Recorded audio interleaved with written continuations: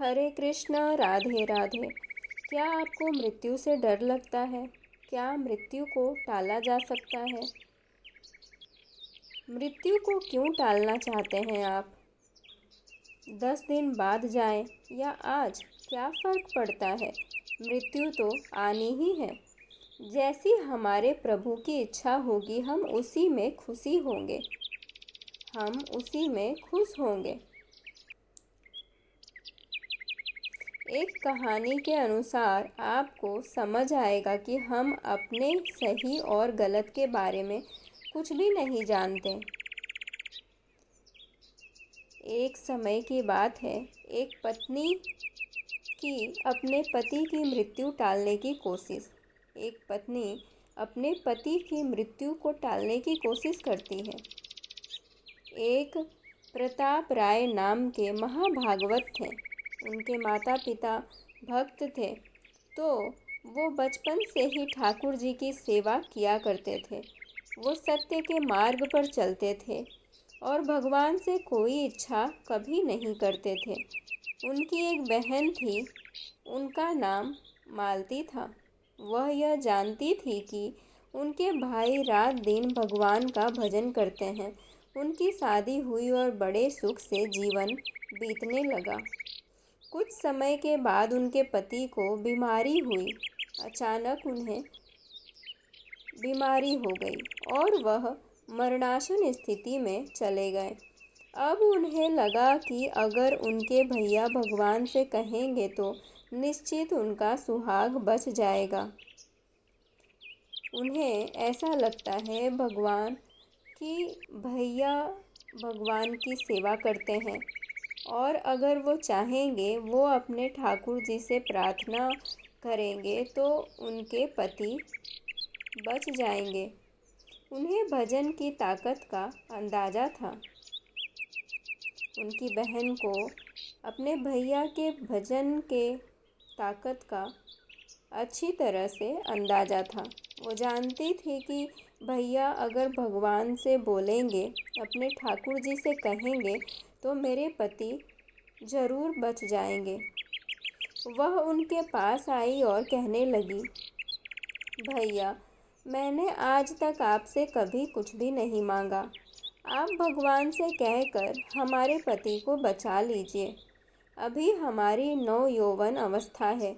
अपनी बहन के कहने पर प्रताप राय जी ने उनके पति का सर अपनी गोद में रखा और जो मंत्र वो जपते थे उसे जपना शुरू किया और भगवान से उनके जीवन दान की प्रार्थना की। और मालती जी एकदम से समाधि में पहुंच गए।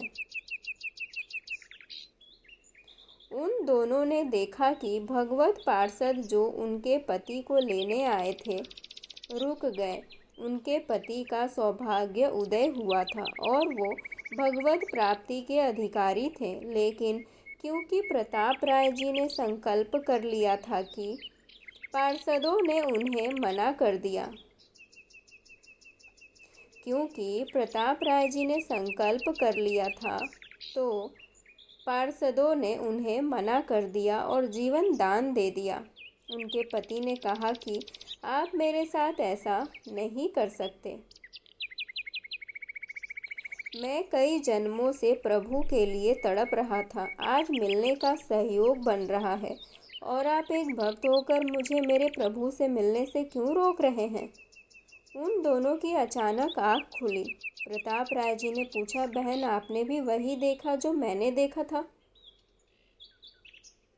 जो मैंने देखा है? प्रताप राय जी अपनी बहन से पूछते हैं कि बहन, जो मैंने देखा वही तुमने भी देखा क्या? उन्होंने कहा, भैया रहने दीजिए, उनको जाने दीजिए। इससे निष्कर्ष यह निकलता है कि भगवान अगर हमें 10 दिन पहले बुलाना चाह रहे हैं तो हम 10 दिन बाद क्यों जाना चाहेंगे? जीव की दशा को दर्शाने वाली एक कहानी, आइए सुनते हैं। एक गरीब आदमी एक सिद्ध संत की सेवा करता था।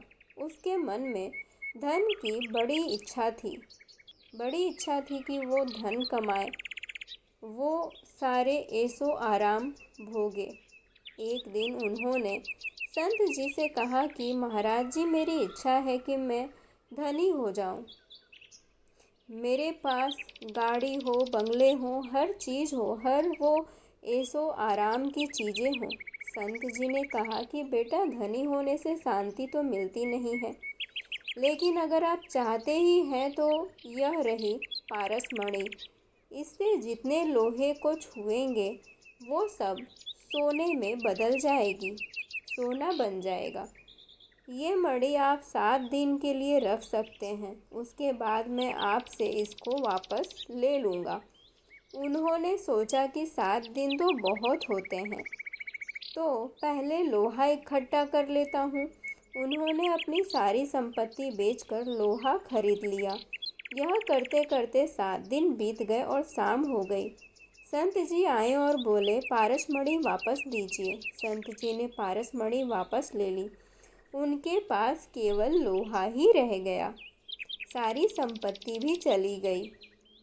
हम लोगों की हालत भी कुछ ऐसी ही है।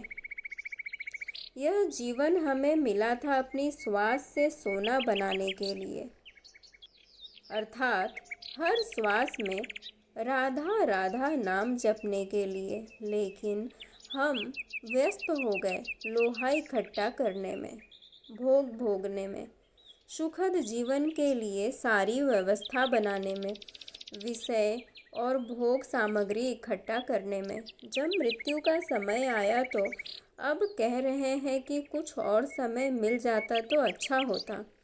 जब 50 वर्ष में हम कुछ नहीं कर पाए तो थोड़ा और समय लेकर क्या कर लेंगे भला।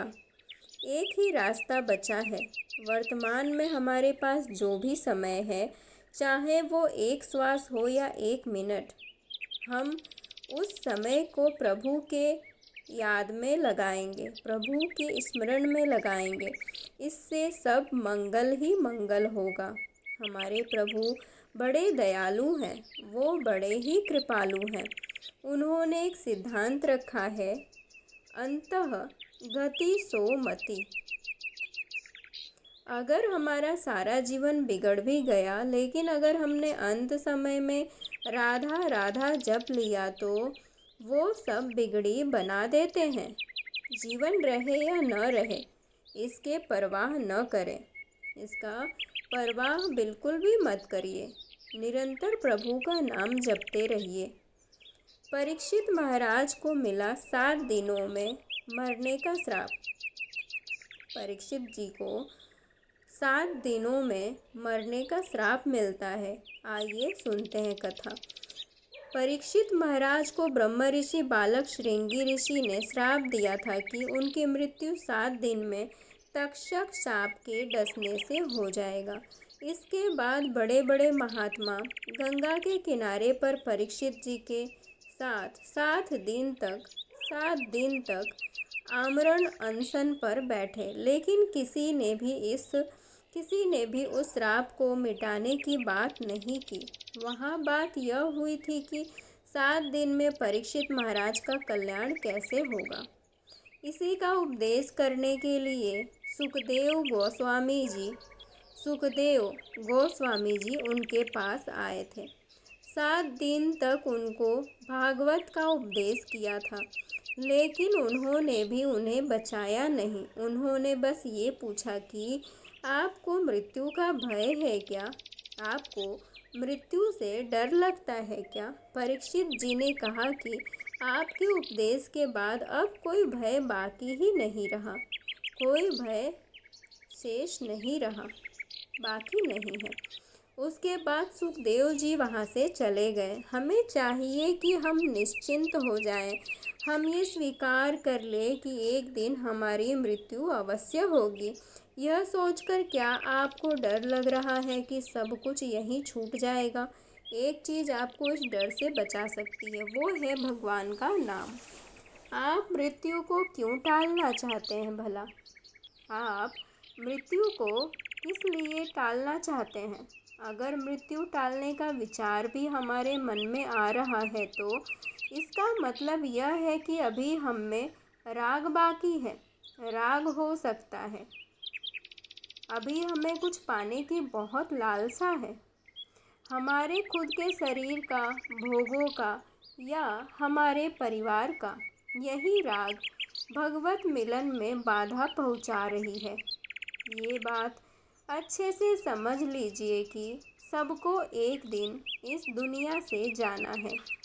इस संसार से सभी को जाना है एक ना एक दिन। इस दुनिया का नाम मृत्यु लोक है। इस दुनिया का नाम मृत्यु लोक है। सिर्फ एक ही चीज़ यहाँ पर निश्चित है, वो है मृत्यु। सबके जाने का समय पहले से निश्चित है। बस हमारा एक ही कर्तव्य है, उस निश्चित समय को हम सार्थक कर लें और प्रभु के पास जाएं। आप अपने भजन का प्रयोग मृत्यु टालने में क्यों करना चाहते हैं भला? आप अपने भजन, तप, पूजा, इन सब का प्रयोग अपनी मृत्यु को टालने में क्यों करना चाहते हैं? राधा राधा जपें और जाने की तैयारी करें। यही समझदारी है। जैसा प्रभु चाहे वैसा हमें रखें। वो जितने दिन चाहें उतने दिन हमें जीवित रखें। भजन का प्रयोग प्रभु की प्रसन्नता के लिए करें।